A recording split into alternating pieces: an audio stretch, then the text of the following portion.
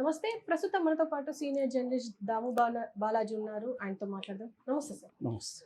Sir ఈ attack తర్వాత ఇప్పుడు పాకిస్తాన్ మీడియా ఏమంటుంది? అండ్ రిటాలియేట్ ఆ దాడి ఏమైనా జరిగే అవకాశం ఉందా అని చెప్పేసి కూడా మాట్లాడుకుంటుంది మన మీడియా. కానీ అక్కడ మీడియా మాత్రం అంటే డిఫరెంట్‌గా మాట్లాడుతుంది. స్పందన కూడా వేరే ఉంది. అక్కడ ప్రజల స్పందన కూడా డిఫరెంట్‌గా ఉంది అని చెప్పేసి అంటున్నారు. అసలు ఏం జరుగుతుందంటారు? ఆపరేషన్ సింధూర్ పేరుతో భారత army, navy and air force 3 కూడా ట్రై సర్వీస్ అటాక్ అనేది చేసింది. మొత్తం పాకిస్తాన్లో ఉన్న 9 ప్రాంతాల్లో అటాక్ చేసింది. 4 ఏమో పాకిస్తాన్ భూభాగంలో ఉన్నాయి, ఇంకొక 5 ఏమో పాక్ ఆక్యుపైడ్ కాశ్మీర్లో ఉన్నాయి. సో దీంట్లో ఎంతమంది చనిపోయారు అనేది కరెక్ట్గా ఇప్పటివరకు లేదు. మన వాళ్ళు చెప్తున్నది దాదాపు 100 మంది చనిపోయారు, వాళ్ళందరూ కూడా ఉగ్రవాదులే అని మన వాళ్ళు చెప్తున్నారు. అయితే పాకిస్తాన్ ఏం చెప్తుందంటే 8 మంది మాత్రం చనిపోయారు, 35 మందికి గాయాలైనాయి, వాళ్ళందరినీ హాస్పిటల్లో చేరుస్తున్నామని చెప్తున్నారు. అలాగే మన వాళ్ళు ఇవన్నీ కూడా ఉగ్రవాద శిబిరాలు, ప్రధానంగా బహవల్పూర్లో జేఈఎం అంటారు, జైషద్ ఈ మహమ్మద్ సంబంధించి, అలాగే మొరాద్కా దీంట్లో వచ్చి ఇది లష్కరే ఈ తోయిబా, ఈ 2 హెడ్ క్వార్టర్స్లో మనం ప్రధానమైన ఉగ్రవాదుల్ని, టాప్ ఉగ్రవాదుల్ని చంపేశాం అనేది చెప్తున్నారు. ఇంకా డీటెయిల్గా వాళ్ళ పేర్లు కానీ అవన్నీ రిలీజ్ చేయలేదు. అయితే పాకిస్తాన్ మాత్రం ఇది ప్రజల మీద మాత్రమే జరిగింది, సివిలియన్సే చనిపోయినారనేది పాకిస్తాన్ చెప్తుంది. ఎక్కువగా మసీదుల మీద అటాక్ చేశారు, అట్లాగే జనావాసాల మీద కూడా అటాక్ చేశారు, ప్రజలు చనిపోయినారు. 8 మందిలో ఒక 3 నెలల పాప కూడా ఉంది అనేది వాళ్ళు అనౌన్స్ చేస్తారు. ఆ విజువల్స్ కూడా వాళ్ళు రిలీజ్ చేస్తున్నారు. 35 మంది గాయపడ్డారని చెప్తున్నారు. కానీ ఇండియా మాత్రం మేము టెర్రరిస్టులని చంపాము, మేము మిలిటరీ వాళ్ళ మీద కానీ సివిలియన్స్ మీద కూడా అటాక్ చేయలేదు, చాలా డెసిసివ్ ఫోకస్డ్ నాన్ ఎస్కలేటరీ అటాక్ అనేది ఇండియన్ ఆర్మీ కూడా పోస్ట్ చేసింది ఆల్రెడీ. సో ఇది ఒక అంశం. రెండో అంశం, మన వాళ్ళు రాఫెల్ యుద్ధ విమానాలు, తర్వాత ఎస్యు యుద్ధ విమానాలు ఇంకొన్ని వాడారు. సో వాటిని మేము పేల్చేసామని పాకిస్తాన్ చెప్తుంది.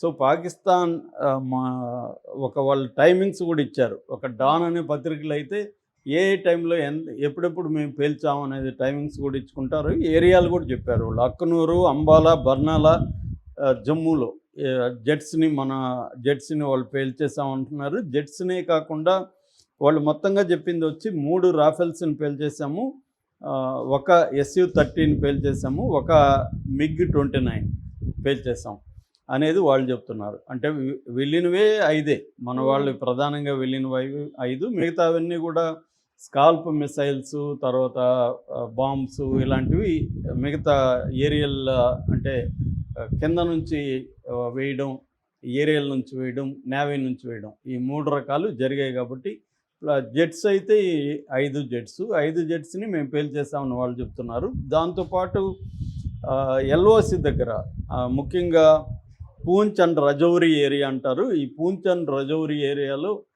విపరీతంగా వాళ్ళు కాల్పులు చేయడం మొదలుపెట్టారు. ఇది జరగగానే అక్కడ ఆల్రెడీ మోహరించి ఉన్నాయి కాబట్టి వాళ్ళ సైన్యాలు కాల్పు జరగడం, వాళ్ళు మన బార్డర్లో కూడా అటాక్ చేయడం మొదలుపెట్టారు.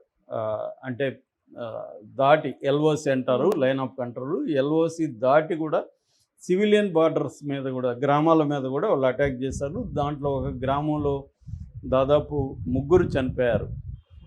సో ఇప్పటివరకు క్యాజువాలిటీస్ అయితే మన వైపు నుంచి 3ని మన వాళ్ళు కన్ఫర్మ్ చేస్తున్నారు. వాళ్ళు కూడా పాకిస్తాన్ మీడియా కూడా ఇండియన్ క్యాజువాలిటీస్ మీద ఏమీ కంప్లైంట్ చేయలేదు, ఈ ఫ్లైట్లను పేల్చామని చెప్తున్నారు. అట్లాగే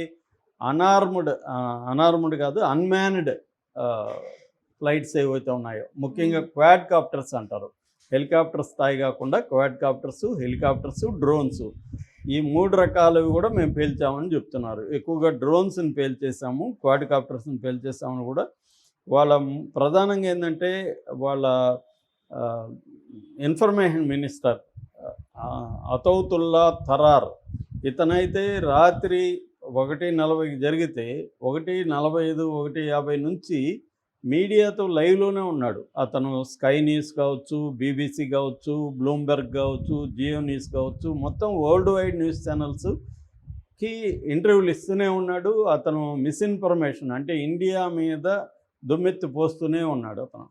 సో అతనే కాకుండా వాళ్ళ డిఫెన్స్ మినిస్టరు, వాళ్ళ ప్రధానమంత్రి, వాళ్ళ ఫారిన్ మినిస్టరు అందరూ కూడా మీడియాతో మాట్లాడుతున్నారు. మరోవైపు వివిధ దేశాల అంబాసిడర్లు కూడా మీడియాతో మాట్లాడుతున్నారు. అంటే మీడియా వార్ అనేది ఎఫెక్టివ్గా పాకిస్తాన్ చేసిందనేది చెప్పచ్చు. దానికి ధీటుగా ఇండియా చేయలేదు. ఇండియా ఇప్పుడు 10 గంటలకి ప్రెస్ మీట్ పెడుతుంది. అఫ్సెల్ రిలీజు ఈ దాని ఏమంటారు, ప్రైమ్ మినిస్టర్ ఇన్ఫర్మేషన్ బ్యూరో ఉంటుంది కదా, వాళ్ళు రిలీజ్ చేశారు తప్ప మినిస్టర్లు కూర్చొని ఇంటర్వ్యూలు ఇవ్వడం, బీబీసీ లాంటి వాటికి, స్కై న్యూస్ లాంటి వాటికి మన వెర్షన్ చెప్పడం అనేది ఇప్పటివరకు చేయట్లేదు. కానీ పాకిస్తాన్ ఎఫెక్టివ్గా చేస్తుంది. అంటే ఇన్ఫర్మేషన్ వార్ఫేర్ అనేది కూడా వెరీ ఇంపార్టెంట్. సో అది ఎఫెక్టివ్గా పాకిస్తాన్ చేస్తుంది, కానీ ఇండియా వైపు నుంచి అది చేయట్లేదు. ఓన్లీ మన వాళ్ళు భారత్ మహాన్ లేకపోతే జై భారత్ ఇలాంటివి పెట్టుకుంటున్నారు తప్ప వీళ్ళు మీడియాతో మాట్లాడడం, ఇంటర్నేషనల్ మీడియాతో మన వెర్షన్ ఏంటి చెప్పడం. ఎందుకంటే వాళ్ళు ఏం చెప్తున్నారు, పాకిస్తాన్ వాళ్ళు వీళ్ళు వచ్చి మా దేశం మీద అటాక్ చేశారు, ఇది యాక్ట్ ఆఫ్ వార్ అని చెప్తున్నారు, ఇది యుద్ధ చర్య. ఎందుకంటే సివిలియన్స్ని చంపారు, సివిలియన్స్ మీద, మా మసీదుల మీద, మా జనావాసాల మీద అటాక్ చేశారు అనేది వాళ్ళ ప్రధానంగా ఆరోపణ. అట్లాగే ఇండియా వాళ్ళ దేశంలో టెర్రరిజాన్ని ప్రోత్సహిస్తూ ఉంది. ముఖ్యంగా బలూచిస్తాన్ టెర్రరిస్టుల వెనక ఇండియానే ఉంది. జాఫర్ ఎక్స్ప్రెస్ దాడిలో 64 మంది చనిపోతే కనీసం ఖండన కూడా చేయలేదు ఇండియా, ఖండించలేదు దాని వెనక ఉంది. అట్లాగే ఆఫ్ఘనిస్తాన్ రెబల్స్ ఉన్నారు, వాళ్ళ వెనక కూడా ఇండియా ఉంది అనేది వాళ్ళు ఆరోపిస్తున్నారు. మేము యాక్చువల్గా టెర్రరిజానికి బలవుతున్న విక్టిమ్ మేము, 90,000 మంది చనిపోయినారని ఈ తరూర్ మీడియాతో మాట్లాడుతున్నాడు. దీని వెనక అనేక టెర్రర్ దాడుల వెనక పాకిస్తాన్ ఉంది. మేము పహల్గామ్ దాడిని ఖండించడమే కాకుండా మేము ఆఫర్ కూడా చేసాం, దాని మీద విచారణకి ఎనీ కంట్రీతో విచారణ చేయించండి, ఎనీ థర్డ్ పార్టీతో విచారణ చేయించనని కూడా అడిగాము. అవేమి చేయకుండా ఆ పహల్గామ్ దాడికి పాకిస్తాన్ బ్యాక్డ్ టెర్రరిస్టుల కారణమని నిరూపించకుండా మా మీద దుష్ప్రచారం చేస్తూ ఈరోజు మా మీదకి అటాక్ వచ్చారు. మేము ఖచ్చితంగా మాకు డిఫెండ్ చేసుకునే అధికారం ఉంది. ఎందుకంటే మేము ఫస్ట్ దాడి చేయలేదు, మా మీద ఇండియా దాడి చేసింది కాబట్టి మేము డిఫెండ్ చేసుకుంటాం. ఆల్రెడీ ఇది స్టార్ట్ చేసాం, ఆల్రెడీ వాళ్ళ జెట్స్ని కూల్చేసాము. ఈవెన్ ఎల్ఓసిలో కూడా వాళ్ళ వైట్ జెండాని ఎగరేసింది ఇండియా, ఎగరేసి మేము డిఫీట్ అయిపోయినామని యాక్సెప్ట్ చేసిందని కూడా తరూర్ ప్రకటించాడు. సో ఇదంతా నిజానికి మిస్ఇన్ఫర్మేషన్, ఒక దుష్ప్రచారాన్ని ఇండియా మీద చేయడం అనేది క్లియర్గా కనిపిస్తుంది. పాకిస్తాన్ గోల్ ఏంటంటే ఇండియా మీద ప్రపంచవ్యాప్తంగా ఒక దుష్ప్రచారాన్ని అర్ధరాత్రి నుంచి వాళ్ళు మొదలుపెట్టారు. దీన్ని ఖండించడానికి లేటుగా రియాక్ట్ అవుతుంది ఇండియన్ ప్రభుత్వం కానీ, ఇండియన్ మిలిటరీ కానీ. కాకపోతే ఇండియన్ మీడియా మాత్రం అర్ధరాత్రి నుంచి కూడా ఇండియన్ మీడియా ఈ విషయాన్ని ఎత్తి చూపుతుంది, క్లియర్గా చెప్తుంది. కాకపోతే ఇప్పుడు ఏంటంటే అసలు మనం ఈ అటాక్స్లో ఏమన్నా సాధించామా అనేది ఇప్పుడు పెద్ద ప్రశ్న. ఎందుకంటే 9 ప్రాంతాల్లో చేశాము. జైషద్ మొహమ్మద్, తర్వాత లష్కర్ ఎ తోయిబా హెడ్ క్వార్టర్స్ మీద అటాక్ చేసామంటున్నారు, 100 మంది అంటున్నారు. కానీ ప్రామినెంట్ హై వాల్యూడ్ టెర్రరిస్టులు ఎంతమంది చనిపోయారు, ఎవరు వాళ్ళు అన్న లిస్ట్ అయితే ఇప్పటికి రాలేదు. మేబీ ప్రెస్ మీట్లో ఏమైనా వస్తుందేమో చూడాలి. ఏదేమైనా ఈ ఇన్ఫర్మేషన్ వార్ఫేర్లో మన వాళ్ళు వెనకబడి ఉన్నారనే విషయం మాత్రం క్లియర్గా అర్థమవుతుంది. పాకిస్తాన్ మాత్రం ఆ విషయంలో ముందుంది. వార్ఫేర్లో మన వాళ్ళు ముందుండొచ్చు, అటాక్స్ అయితే ఎఫిషియెంట్గా చేశారనేది మనకు అర్థమవుతుంది. అంటే అక్యురేట్గా మనం అనుకున్న టార్గెట్స్ మీద అయితే చేయగలిగారు.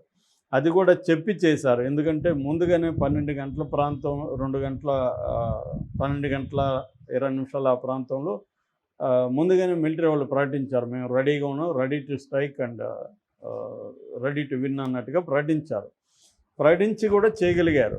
వాళ్ళు అక్కడేమీ అడ్డుకోలేదు. జరిగిన తర్వాత వాళ్ళు మేము పేల్చేస్తామని చెప్తున్నారు. ఇండియా మాత్రం దాన్ని ఖండిస్తుంది, మా విమానాలని వాళ్ళు ఎవరు పేల్చలేదని. ఇది ఎట్లాగూ ఉంటుంది, 2 దేశాలు యుద్ధం జరిగినప్పుడు ఏ దేశం ఆ దేశం ఇన్ఫర్మేషన్ చెప్తుంది. ఎందుకంటే వాళ్ళు ఓటమి, మేము నష్టం ఎక్కువ జరిగిందని వాళ్ళు చెప్పుకోరు, ఎందుకంటే వాళ్ళ దేశంలో ఇబ్బంది అవుతుంది. అలాగే మనవాళ్ళు నష్టం ఏం చేయలేకపోయినామని మనవాళ్ళు చెప్పుకోరు, నష్టం ఎక్కువ చేస్తామని చెప్పుకుంటారు. అక్కడ 10 మంది చనిపోతే 100 మంది చనిపోయారని మనవాళ్ళు చెప్పచ్చు, వాళ్ళు 10 మంది చనిపోతే లేదు 8 మంది చనిపోయారని వాళ్ళు చెప్పచ్చు. కాబట్టి ఇది థర్డ్ పార్టీ ఇండిపెండెంట్ వెరిఫై చేసుకునే మెకానిజం అయితే లేదు.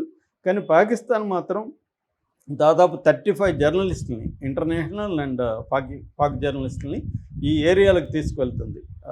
ఈ ముఖ్యంగా బహల్పూర్ అండ్ మురిడ్కే ఈ 2 ప్రాంతాలకు తీసుకెళ్ళి చూపిస్తుంది ఈరోజు. ఇందాక ఆల్రెడీ తీసుకెళ్లారు వాళ్ళని, అదంతా కూడా లైవ్లో స్టార్ట్ అయింది. ఎక్కడెక్కడ జరుగుతున్నారో అక్కడ గాయపడిన వాళ్ళు, చనిపోయిన వాళ్ళ ఫ్యామిలీస్తో కూడా చూపిస్తున్నారు.